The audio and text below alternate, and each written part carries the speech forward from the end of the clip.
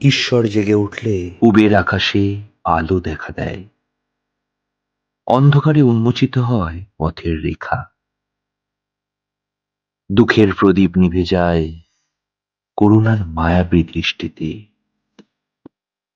সন্তান দোষী জেনেও কাছে টেনে নেয় ঈশ্বর। বুকের ভিতর যে পাথর কষ্ট দিচ্ছিল যুগ যুগ ধরে, ঈশ্বরের পদাঘাতে সে পাথর হয় চূর্ণ।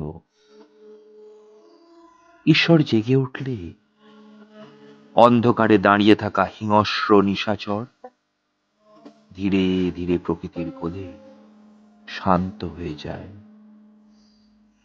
কুবেরের ধন সম্পত্তির অধিকারী হয় গরিব মানুষ, কারণ ঈশ্বর জেগে উঠলে সমাজের ভেদাভেদ মুছে যায়।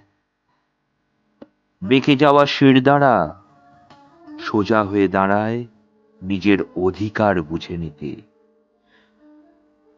ঈশ্বর জেগে উঠলে বুকের হৃৎপিণ্ডটা হঠাৎ চঞ্চল হয়ে ওঠে। মন্দির মসজিদ গির্জায় ঘণ্টার ধ্বনি শোনা যায় না আর, নিভে যায় জ্বলন্ত মোমবাতি। প্রকৃতির দখল নেয় ধূপের গন্ধ। মানুষ এসে দাঁড়ায় মানুষের পাশে, হাতে হাত রেখে প্রতিজ্ঞা করে, এই সব তুমি আমাদেরই অন্তরে।